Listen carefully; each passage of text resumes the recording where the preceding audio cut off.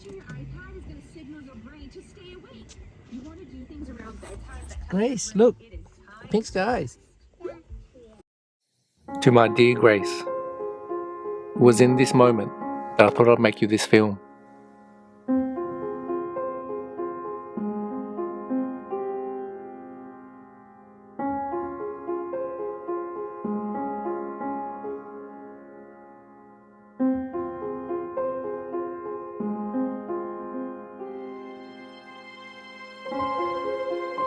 Every time I see my father work on his model trains, I think about that train ride in 2001. We would say goodbye to family and friends, not knowing when or if we would see them again.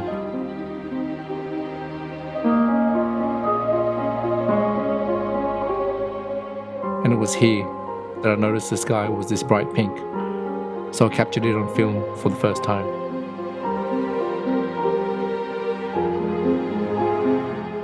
Ten years would pass before I captured the sky again, and this time I would also be greeted with that pink glow. Inspired by the events that occurred on that balcony that morning, I would spend the next 10 years capturing the sunrise, searching for that pink glow.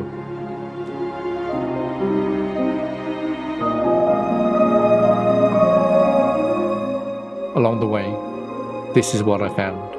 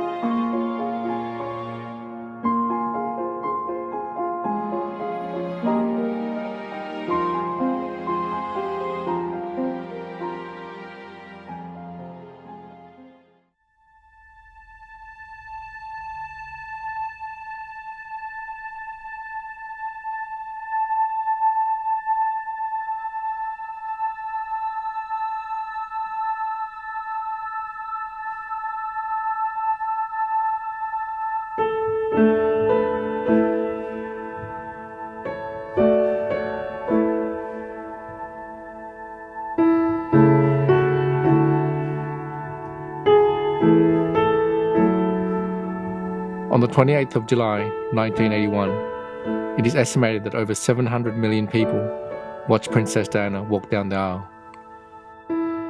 At that time, our family was crossing the South China Sea in a fishing boat similar to this one.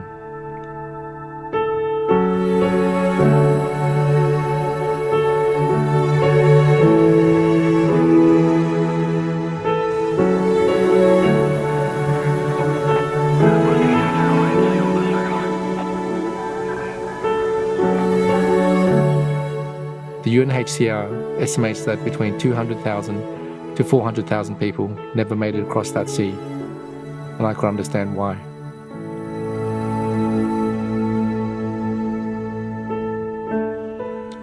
My sister was 1.5 years old at the time, and I was 3 months old. I don't remember any of it. Inside the refugee camp, my baby brother was born. And after 1.5 years without identity, we would become Australian. And it was here, on the steps of the Opera House, to have my first memory of being frightened by these birds. From a young age, our parents wanted us to know about the journey, but beyond just knowing, they wanted us to understand. So 15 years after we left Vietnam, they brought us back home to visit our grandfather. It was a time when letters were still handwritten and the internet was in its infancy. And it was here that my dad brought home a video camera for the first time.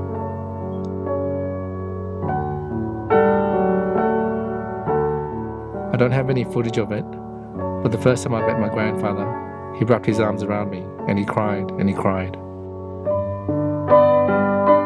I couldn't understand why this man who I had never met was crying so much. We would spend the next 6 weeks learning from him about our journey our family history, and who we were. We visited the route where we took to sea, and I saw how we sailed due east towards the rising sun.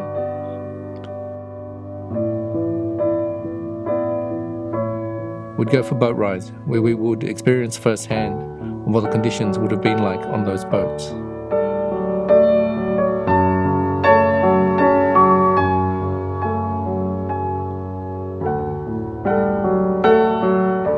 After experiencing 6 weeks of post-war Vietnam, in front of the camera, we would still pose in our various ways. But it was behind the camera, in our candid moments, did our true emotions reveal themselves.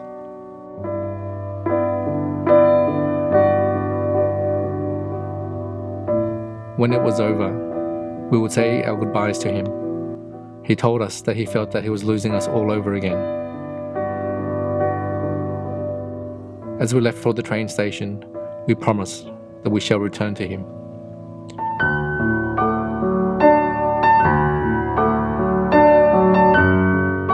For years after this, we would write to him in English, and he would write back to us in Vietnamese. The fact that both sides required translation never hindered us from writing to each other. What I gained from my first Vietnam trip was learning how to use this machine that could capture and store memories and play it back to you. I was fascinated by the possibilities of what this video camera could do. So I took that video camera with me to capture as many memories as I could.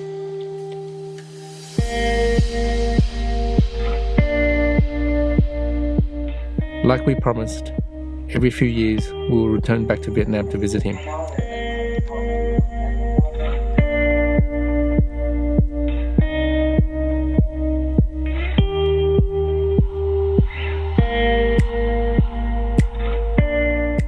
Often, we would bring friends home with us to allow them to experience the Vietnam that we knew.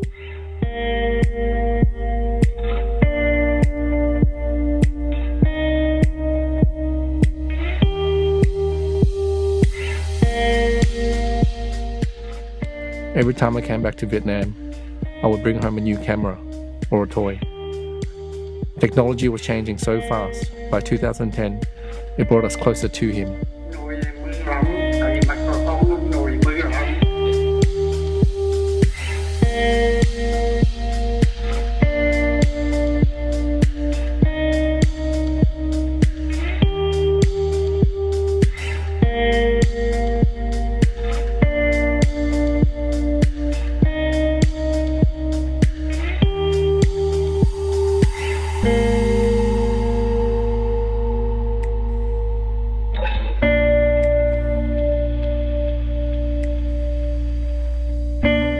Inevitably, his time would run out and he would lose his life in that very room. After his passing, I would look back at this memory I had of him, whereby I would promise him that I would make sure that he would be remembered. Beyond the picture on the wall, my grandfather would be remembered in video so that his descendants would know who he was and could be influenced by him. So I dug deep and made a 7-minute short film and entered it into the local short film festival. The film made the top 14 out of 400 entries. The film proved that all you need is a handheld video camera and a story to make it into the film festivals. The film is about the relationship between my father and my grandfather and highlights a 9-second candid moment between them where they were holding hands. That memory, that moment, the impact that it had on me would have been lost forever if I didn't have my video camera rolling.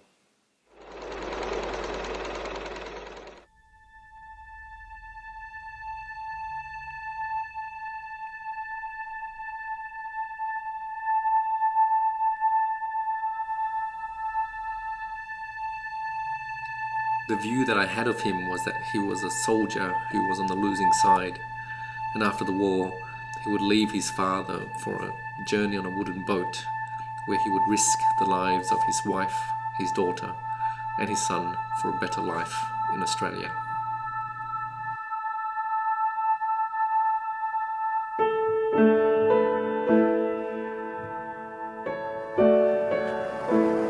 Saigon was now encircled, and South Vietnamese troops could not move out more than 10 miles along any road. Beyond that, the communists were waiting.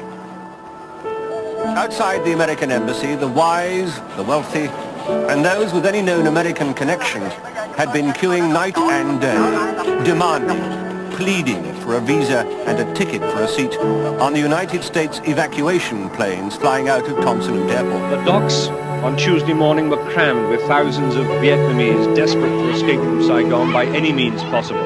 The harbour was full of small cargo ships, full of people, whose only way out now was this desperate, perhaps suicidal attempt. People, mostly families, pleaded with us for a seat, and they hung to the coach. Newport Bridge, spanning the Saigon River on Highway 1, was the last the communists had to cross to enter the capital. We didn't know it then, but this was the last fight. 500 or 600 troops on this bridge, fighting probably a dozen or so, maybe 20 at the most.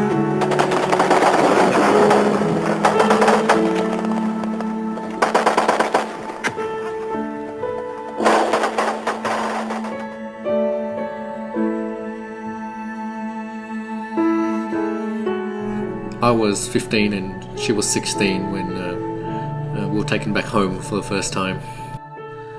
We were different. We were westernized children, but at least she made an effort to connect with him. You could say that I was someone who was possessive of my possessions and treated my own cousins with a considerable lack of respect.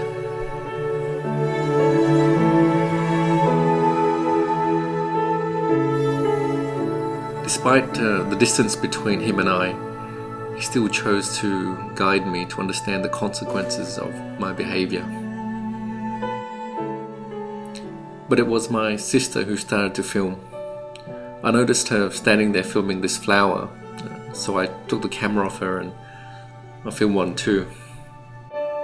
And together, through the lens, did my sister and I capture the consequences of the Vietnam War.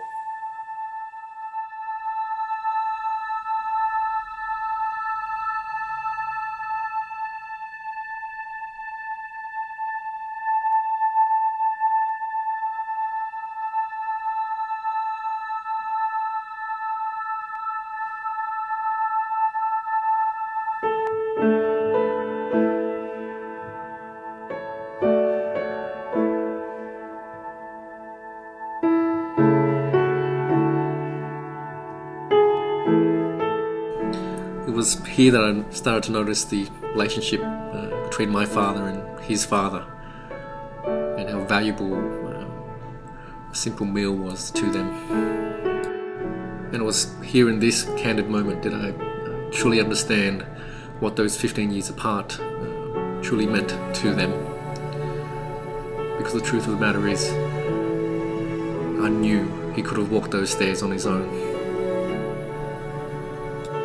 Towards the end, I no longer saw my father as a soldier who turned refugee who escaped, but a man who was able to deliver peace to his wife and children. Because the fact is, he was actually born the year the war started.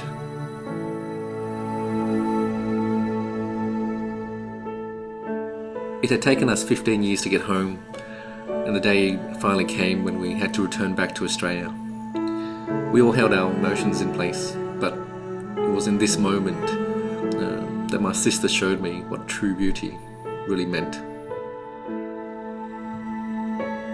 We left as westernized children, but I believe we came back to Australia as adults with a door open to all cultures. Another 15 years would pass, and everything that we learnt in those few weeks in the summer of '96 stayed with us. By now his health was deteriorating quite rapidly, so we decided to take him to his favourite beach, where he waited all those years for us. That morning, to honour the time that was lost, I decided to do one last time lapse of the last sunrise he ever saw.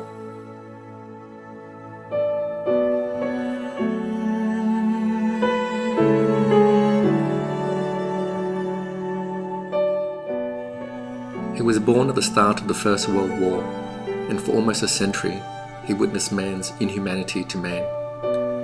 War directly affected his children and grandchildren, but despite this, he dedicated his entire life to the healing sciences, in which he appreciated evidence-based practices. So when the time came, I travelled home one last time. I held his hand, and the last thing that I was able to share with him was the candid moments in our home videos that proved to him that though his life was going to end, that his love will be eternal.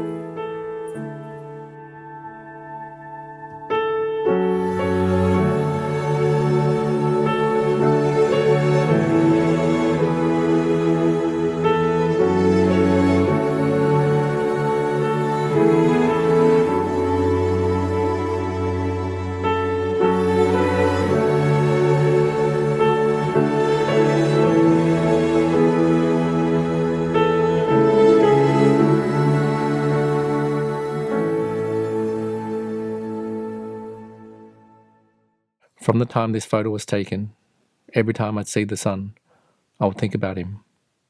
And until the day he passed, I would tell him stories about a very special person that I had met, and that one day I might even bring home a great-grandchild to visit him.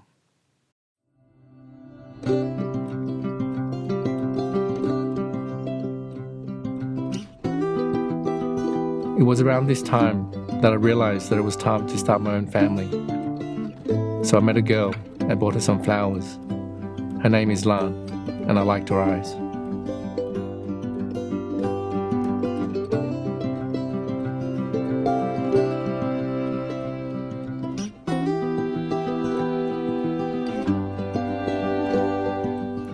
Following my grandfather's passing, and as we were getting serious, I brought her back to Vietnam to meet family and friends, and to introduce her to new experiences in my hometown. Here, we would meet Uncle Lam, one of Dad's closest friends. As Dad would be into his model trains, Uncle Lam would be into his model boats.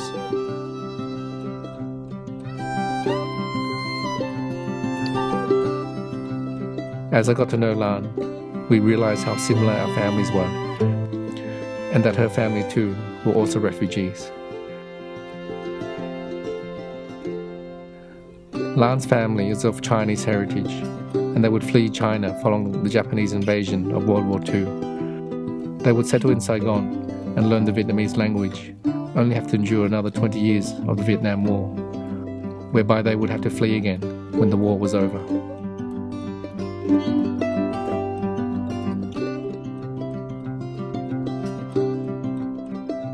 From the stories that I told him, I believe my grandfather liked Lan very much.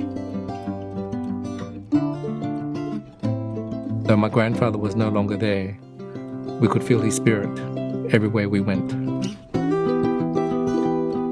If only he could see this flying camera I brought home, he would have really liked it a lot.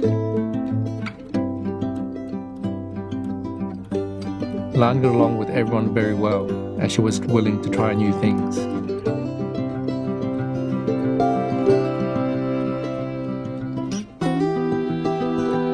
And it was here that Uncle Lam showed us the ingenuity of the Vietnamese people.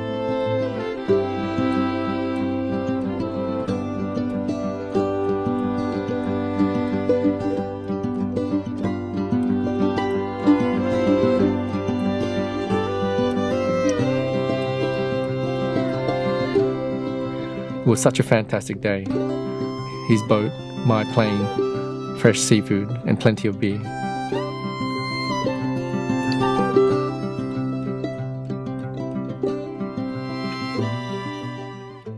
And for 2 years, she kept that orchid in bloom. So there was only one thing left for me to do.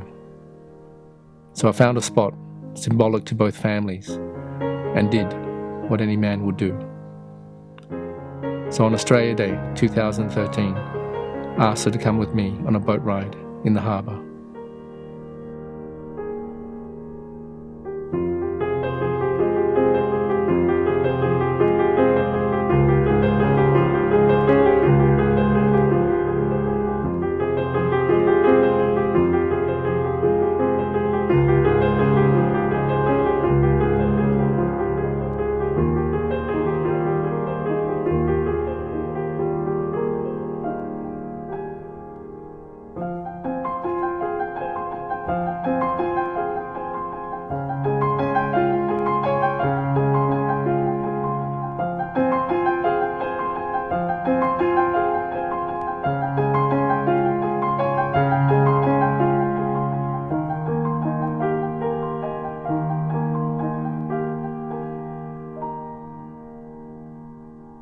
On the 8th of October 2015, we got married. And underneath pink skies, we danced the night away. And in August 2019, something very magical happened.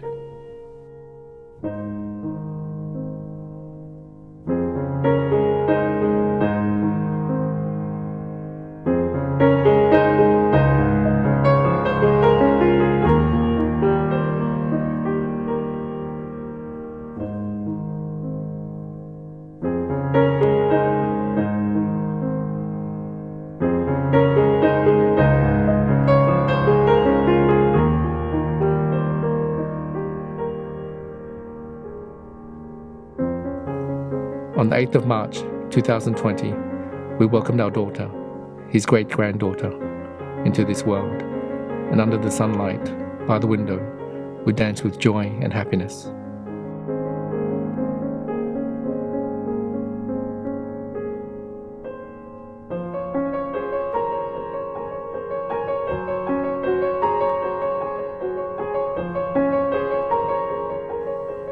And when she was ready, we introduced her to the sun for the first time.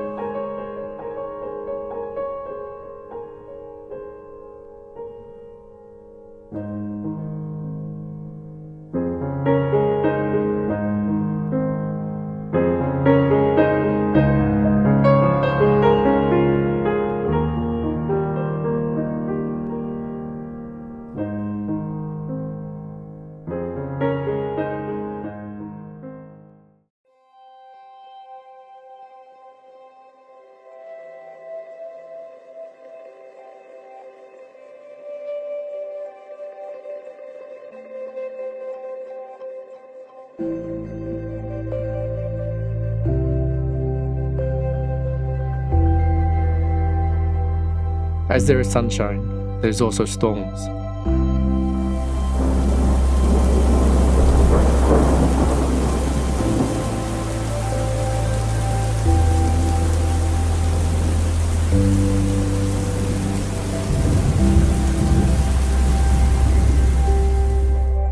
Due to health reasons beyond my control, for a 4-year period of time, I was unable to work and unable to support my family as best I could. And as such, I would fall into a deep depression. Depression for me meant that though the sun would rise, I would no longer care. And for over 1.5 years following my daughter's birth, I would lie in bed. I would have very little contact with her. I wouldn't wish depression upon anyone. And then one day at my lowest point, I saw what could only be described as an angel. This angel appeared behind the heater in my room, and the heavens sent in a ray of light through the window in my room. But I could not see it. But the angel could see it. The angel reached down her hand to grab the ray of light, and then proceeded to dance around the ray of light. I felt that this angel was guiding me to this ray of light, to let me know that there was hope. It sounds unbelievable, but for some strange reason that morning, I had my camera with me, and no one would have believed my story unless the camera was rolling.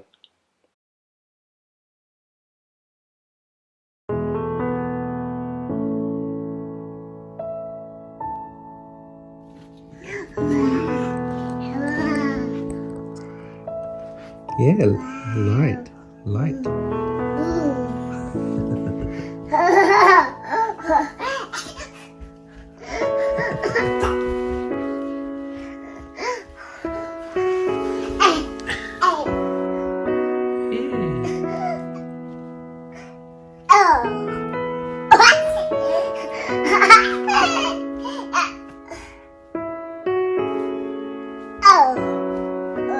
As I watched my daughter, my angel, dance around that ray of light, memories came flooding back to me, and I knew I had a story to tell.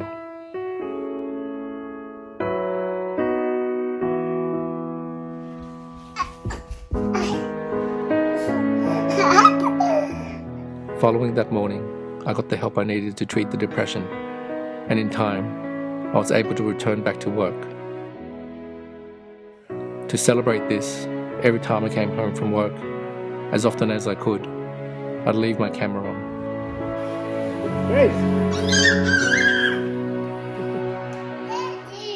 Gracie! Gracie!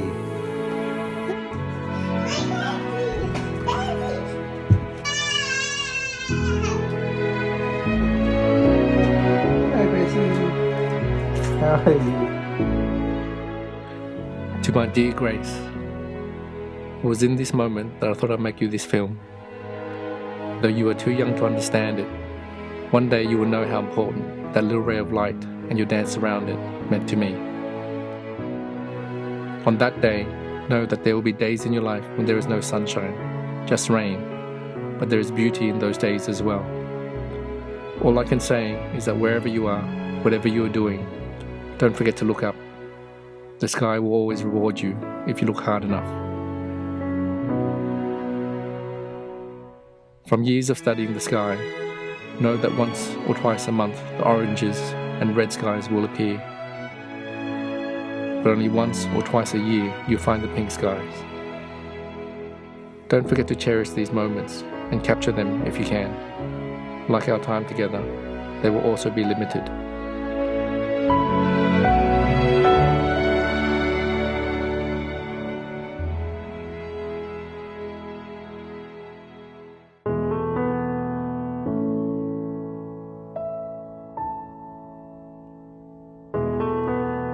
Science will one day tell you that this moment is all a coincidence.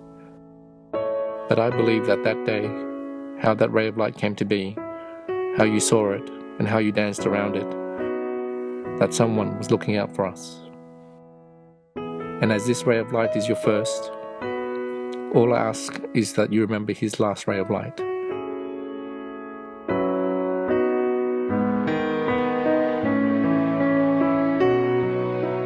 So that in future, you will understand why it's always worth a journey home to pay him a visit.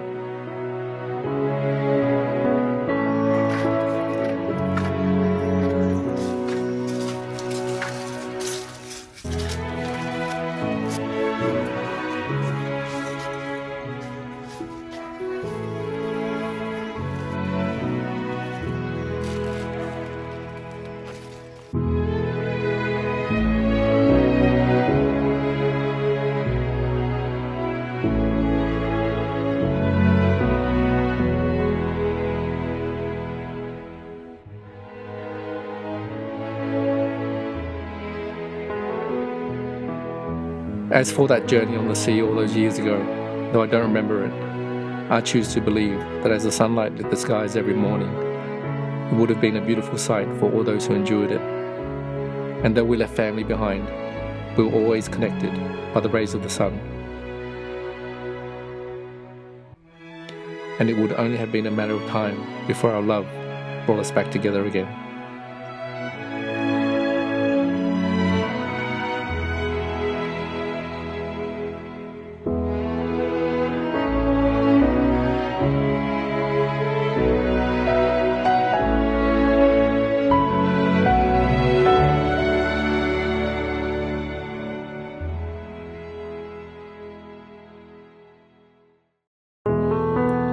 As for the effect of that pink sky, I've asked meteorologists, and to date, there is no term to describe it. I think I'll call it the grace.